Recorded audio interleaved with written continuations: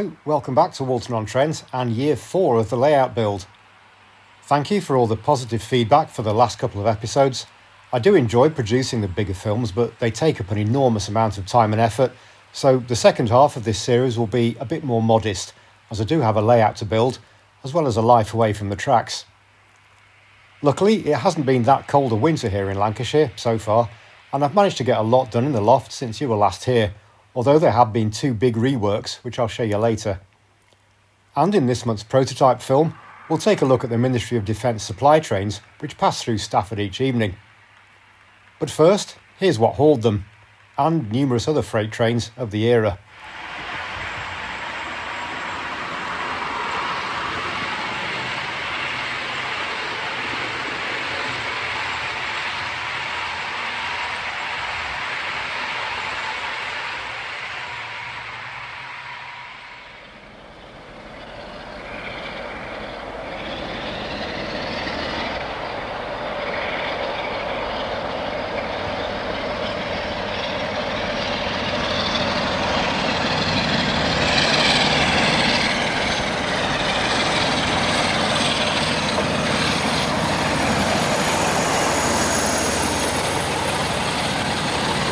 In the late 80s and early 90s, you couldn't turn around without bumping into a triple grey Class 47 with Tinsley's White Rose Depot plaque on the cab side.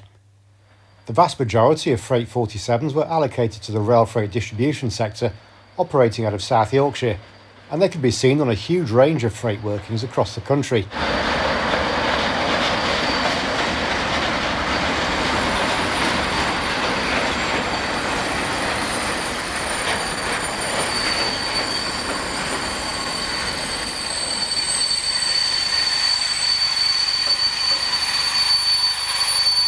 Just here at Walton, they can be seen on Freightliners, Channel Tunnel Intermodals, China Clays, the Guinness train, Albright and Wilson's Saturday Tanks, the Dover Freight Ferry train, and the MOD workings we'll look at later on.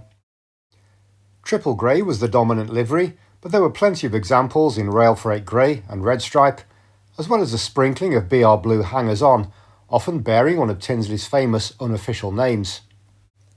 In the final years, the healthiest examples were repainted into the new rail freight distribution livery, often with white-rimmed wheels. Depot Pet 47375 Tinsley Traction Depot was kept in this immaculate condition just about all the time, and was the last loco to leave Tinsley, alongside the similarly cosseted 47145 Merthyr Emrys when the depot closed in 1998.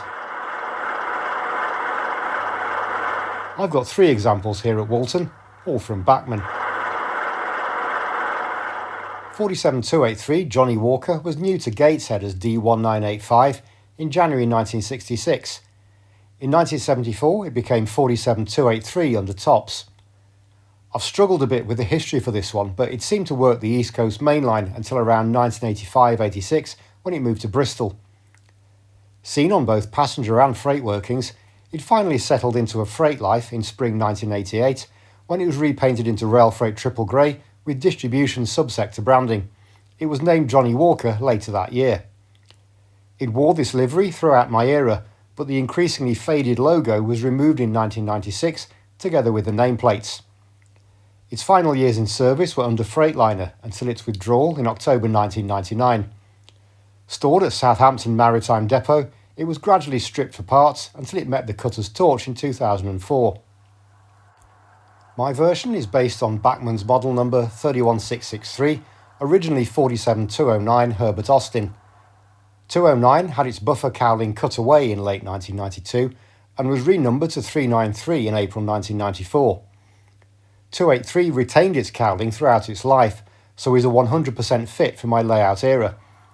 I swapped the body onto a different chassis, one with the right battery box arrangement, and renumbered it using Railtech transfers and custom plates.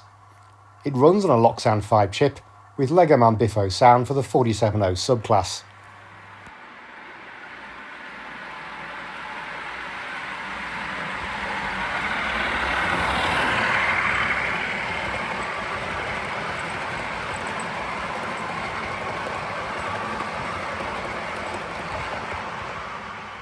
301 was allocated to Tinsley when it entered service in November 1964 as D1782, becoming 47301 under tops in January 1974. After spending time at Nottingley, Healy Mills and Stratford, it was allocated to Thornaby in the early 1980s for work on oil trains. In summer 1987, it entered Doncaster Works for overhaul, emerging in October in red stripe livery and gaining the Thornaby Kingfisher and white stripe the following year. It returned home to Tinsley for its final years, arriving I think in 1991 and gaining the unofficial name Centurion in November of that year. The yellow flashing above the nameplate was added in 1993. In 1996 it was repainted into Freightliner livery and named Freightliner Birmingham, carrying both until its withdrawal in 2001. It was cut up at Basford Hall in 2003. This is Bachmann model 31655 and is still in original unnamed condition. I did buy a Tinsleyfication pack from Precision Transfers, but they needed cutting from the carrier film and the cut edges were very visible against the paintwork, so I rubbed them all off. Again, it runs on a Loxan 5 chip with Legoman Biffo sound. There's a good chance this model will be sold on if or when I find another triple grey example. Until then, it's a Rule 1er.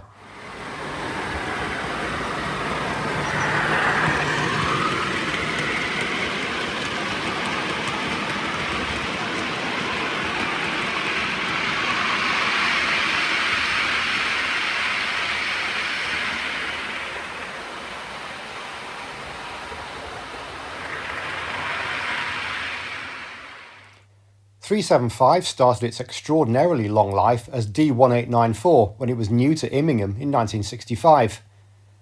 Becoming 47375 in 1974 under tops while at Nottingley, it moved to Tinsley in 1980, where it would reside until the depot's closure in 1998. In 1984 it suffered damage to its number 2 end and was rebuilt with a flush cab front. It was refurbished at Doncaster in 1989, emerging in rail freight triple grey, before receiving additional embellishments back at Tinsley in 1990 when it was officially named Tinsley Traction Depot. Its status as depot pet was left in no doubt when it was repainted into the new rail freight distribution livery in June 1994, re-entering service with white-rimmed wheels and gleaming deep blue cast plates. While it looked like a show pony and represented Tinsley at open days in this condition, it did run in service like this. It was kept close to immaculate at all times, at least until the closure of Tinsley in 1998. In February 1999, it was stored as unserviceable, and after being passed around a number of private owners, was rescued from Booth Scrapyard by Harry Needle Railroad Company in 2009, subsequently sold again to a Hungarian operator, and after refurbishments at Burton-on-Trent's Nemesis Rail, is now operating in Hungary, seemingly to this day.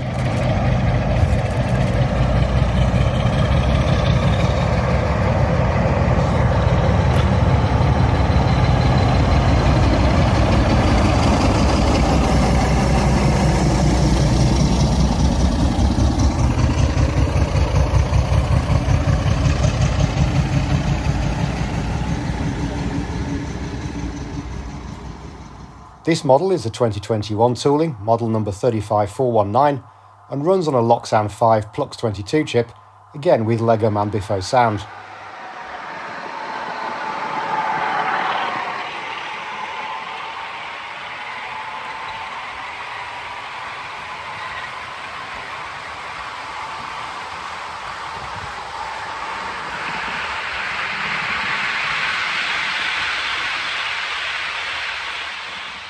.283 and 301 have 100% availability, while 375 only runs in my final 12 months from summer 1994.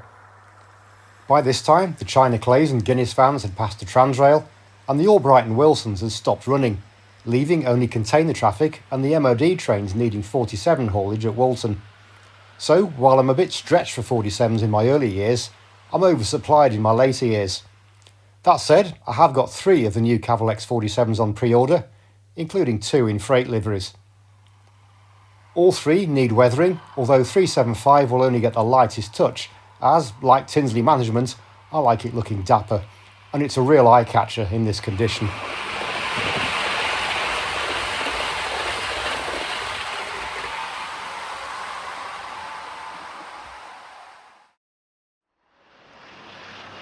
With their rakes of rail freight liveried mixed vans, Ministry of Defence supply trains closely resembled the Speedlink trains of which they used to form a part.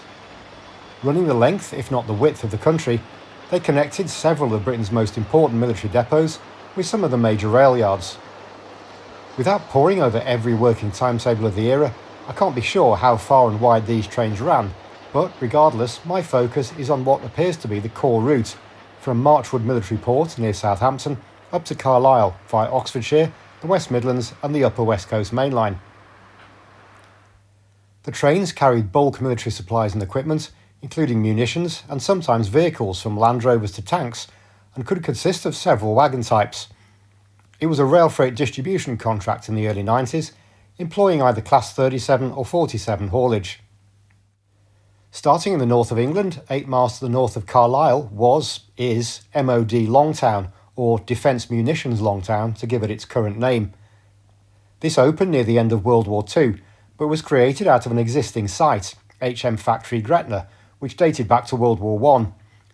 The new town of Gretna was founded in 1915 to house the factory's workers. Today, Longtown is one of the largest munitions stores in Western Europe. With direct access off the adjoining West Coast Main Line, its extensive track network is clearly visible on online maps. Coming south through the yards of Carlisle, Crewe, Bescot and Washwood Heath, we emerge on the south side of Birmingham into Warwickshire.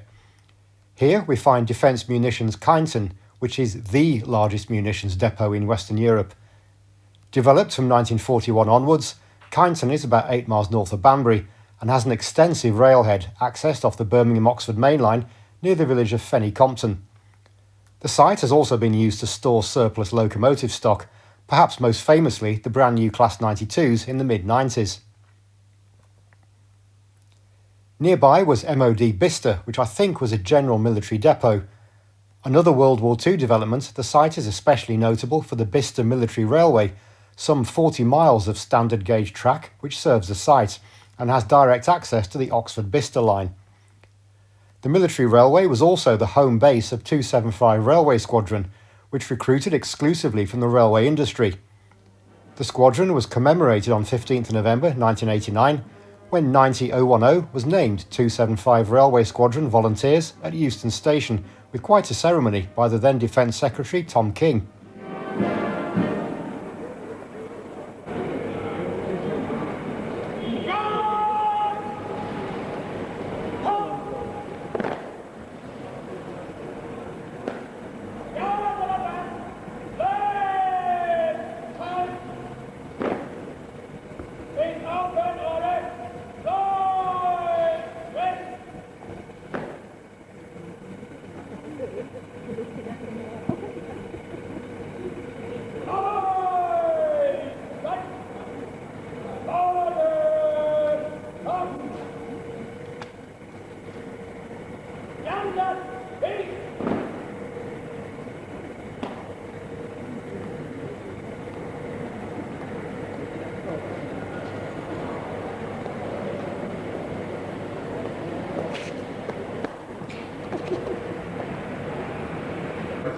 I heard not only the name of the train, but on occasions to travel behind her, on many occasions, to greatest pleasure in naming it 275 Railway Station.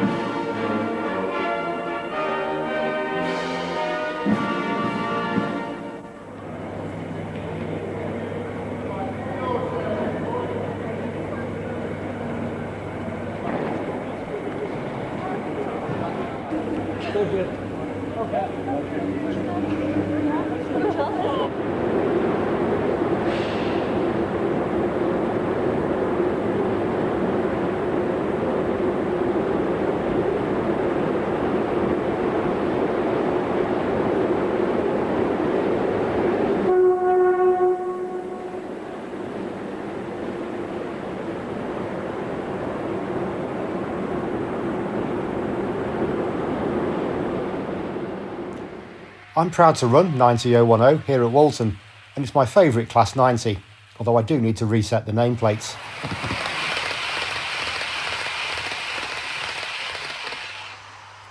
To the south of Oxford we come to Didcot. There was a large ordnance depot here, but it closed in 1964 and operations were consolidated at Bicester. The site was cleared for the construction of Didcot Power Station. On the other side of the Great Western Main Line is Vauxhall Barracks, home to a bomb search and disposal regiment. However, I think it's more likely that Didcot features in our story because of its rail yard. Another yard, Eastleigh, forms the northern gateway to Southampton before trains wound their way around the edge of the docks, over the River Test and down the western bank of Southampton Water to Marchwood Military Port. Marchwood was built in 1943 to service the D-Day landings, and it played a significant role in the 1982 Falklands War. It's used largely by the Royal Fleet Auxiliary, being the home base for several of their ships, but part of the site has been opened up to commercial and civilian use. It also has a small standard gauge railway connected to the national network via the Forley branch line. A little further on and we get our first glimpse of the military compound, the inevitable high security fencing keeping any unwanted visitors at bay. Just inside the compound is one of the short platforms which are still used by internal passenger trains. Our freight train will now pull forward into the British Rail Exchange sidings, located here on the fringe of the port complex.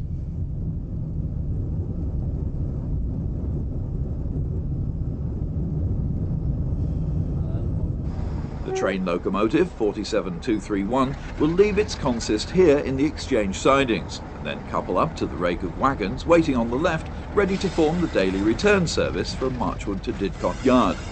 These Exchange sidings are the usual limit of working for mainline locomotives.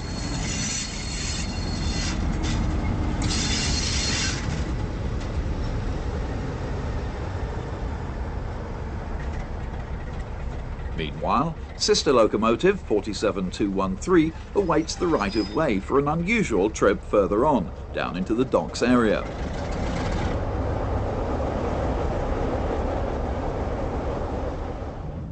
Because British Rail locomotives don't normally penetrate this far into the port, this movement will require a Ministry of Defence pilot man in addition to the BR crew. The brick building here on the right is the main control room for the Port Railway, manned by Ministry of Defence staff.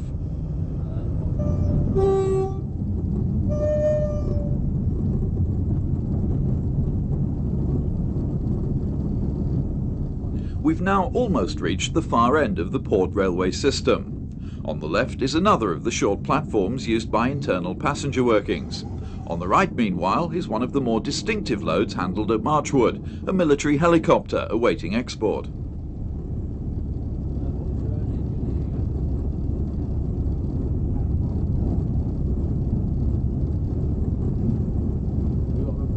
As we reach the end of the line, it's possible to glimpse across Southampton Water the city of Southampton itself.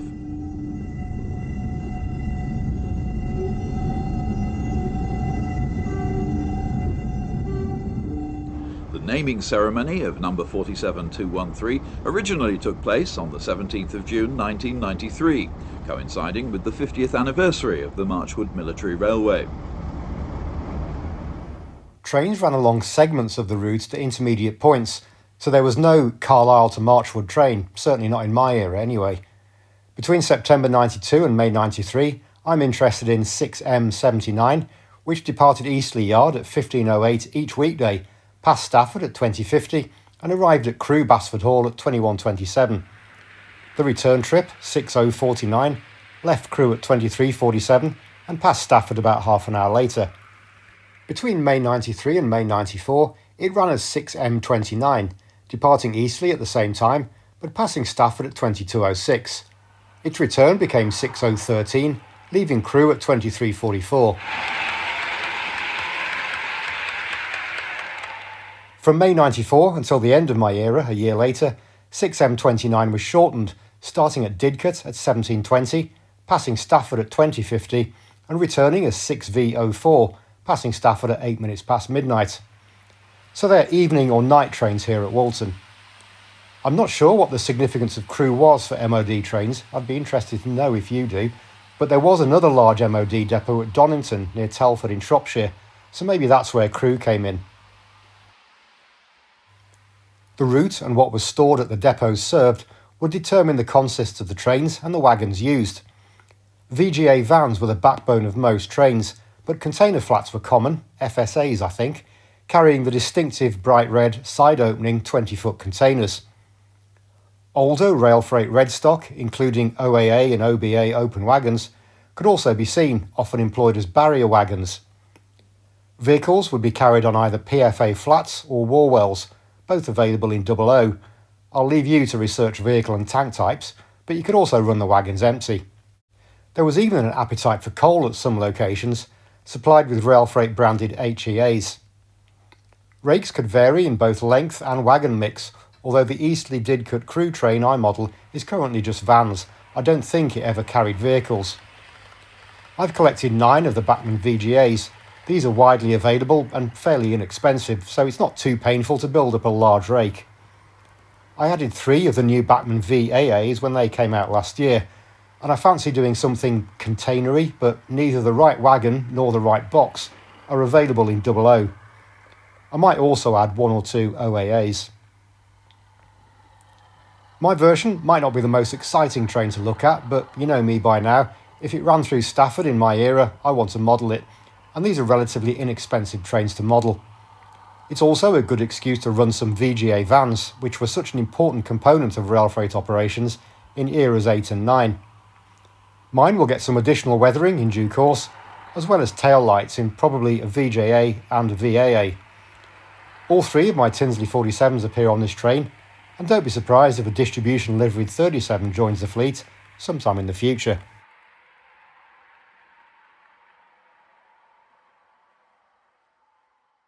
Last time we were here, I just started placing a stone skirting around all the pillars. They've all been completed, and I've painted them with a dark grey paint pen, which has made them look more subtle and better integrated them into the scene. I've also placed them along the base of the blue brick wall inserts on platform 1. There are 1 or 2 slightly awkward bits around the ramp transition here, which I'll look to disguise with some scenic detail. The wall has also been extended north, with these 2 bays forming the very end of the 1960s structure. From here on, it will give way to a typical Victorian-style retaining wall, and I've already placed a couple of panels. These are laser-cut kits from Bunter's Yard, the same kits I used in a modified form for my Platform 5 wall in the station. I've added a bit of structural detail with these louver doors from Scale Model Scenery. These immediately suggest some depth to the building, and I imagine plant rooms or maintenance cupboards behind them. I've painted them with this Vallejo Air acrylic called Ferrari Red, and then lightly weathered them with a black powder. They've now got that slightly dulled shade of red to them, which was so widely used on BR buildings in the 80s and 90s. I've 1 insert left to place, but I want to add some posters either side of these doors once I decide on appropriate frames or fixtures which I can replicate across the station. You'll have spotted a vending machine on each platform. They're from Scale Model Scenery, although I made a bit of a mess of one of them which needs replacing. I've also added some wall-mounted bins which I think I got from Rusty Rails. I painted them black and used a silver paint pen to represent the lip of the inner aluminium lining.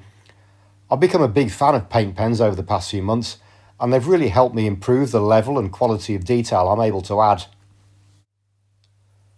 1 set of stairs has been painted in a 1960s Coventry style, with a concrete edging, a black surface and a white underside. These will receive a lot more attention and detail, but I'm still thinking about the best way to add handrails and then integrate the whole piece into the 2 levels of the station. There's no rush to this, as I need to do a fair bit of work elsewhere before the stairs go in permanently. I started weathering the blue ceiling panels, but I've never been able to reconcile the tile spacing with the lift shafts, and whichever way I cut it, I ended up with awkward gaps which just made no architectural sense. I do plan the arse out of this layout, but I totally lucked into these blue ceiling tiles.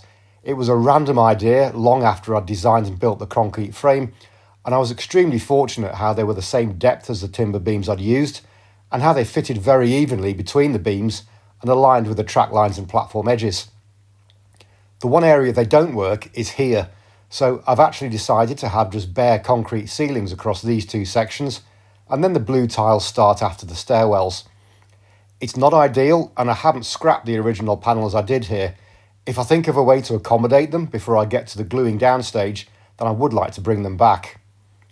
In the meantime, these MDF panels have been scored to look like they're made up of individual beams and then painted black.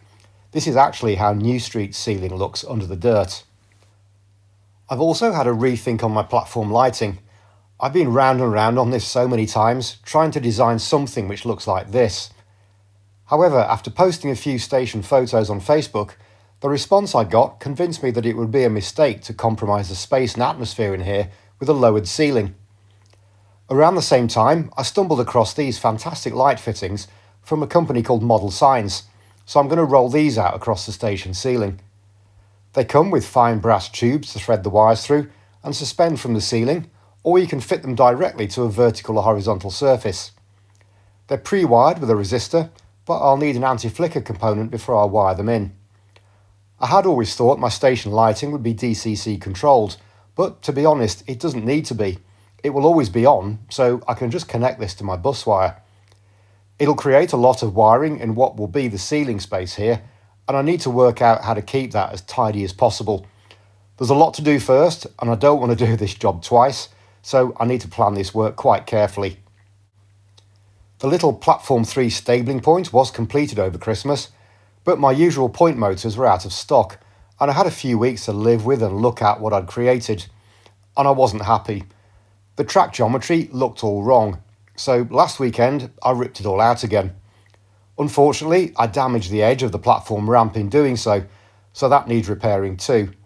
It will now be an abandoned stabling point, just like my original prototype at Warrington Bank Quay. The station is really now at the detailing stage, and I'm just going to keep adding suitable bits and pieces as I find them.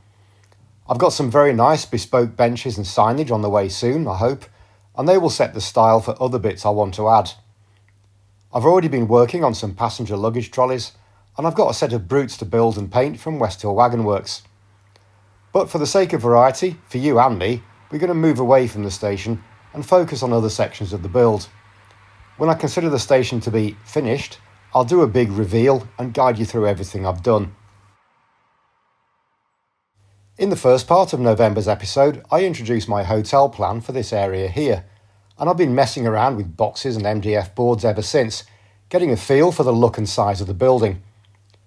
You may also remember that I was unsure about the look of the new window panels I'd fitted to the hotel's lower floors. The deeply recessed jet black panels just looked too late 70s, early 80s and didn't fit the vernacular of a building designed in the early 60s. So they all came off again and have been redone with a different colour and set at a similar relief to the concrete panels at platform level. The northern end had been left unfinished as I wasn't yet sure how to proceed here. That's now been completed, but I had to redo the big beams and pillars on this corner as I couldn't get them to marry up in all 3 directions. Just a millimetre out in one place can really make its presence felt elsewhere, and there was no option but to redo it. This big lintel piece was pulled off and redone too, with one piece of timber across the whole length. I spent the best part of 2 hours wrapping this as neatly as possible, and then bled all over it when I cut my finger while fitting it. The swearing was off the charts, and it also explains the slightly heavy weathering in places where I had to disguise my bloody fingerprints. There is literally blood, sweat and tears in this layout.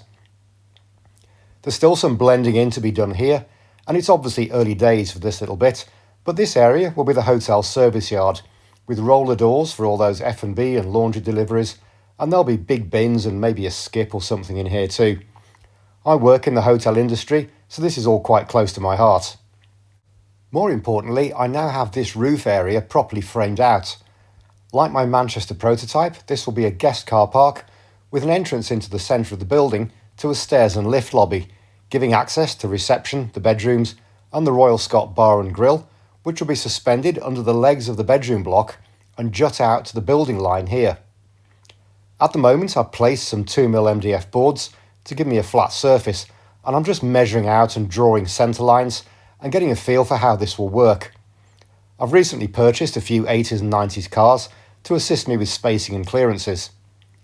The south end of the hotel will be joined to the office block here, and the office block has shared walls and pillars with the station, so this is a very complex part of the build, but this 3D problem solving is quite enjoyable.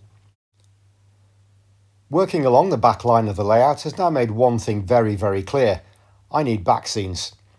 This has been the elephant in the loft for quite some time, if I'm honest, and before I start chucking buildings up everywhere, I need to set a proper perimeter to the back of the layout. 2 sets of these ID back scenes have just arrived from Rails, and I've just gone for a clear blue sky, but I need to fit them to something. So over a few nights last week, I extended the plywood boxing right down to the stadium end of the layout and built a platform across the very end. The layout's going to look quite different until all this has been scenicked, but I do now have something on which I can build a back scene frame. It's a bit rough and ready, but all of this will be concealed by scenery, and I would like to have a gentle rise from the station down there up to the stadium, so there will likely be additional boards in a terraced arrangement over the top of that base level. A blue brick retaining wall will run for most or all of this stretch, and I may reinstate the road bridge that I mocked up here for several months.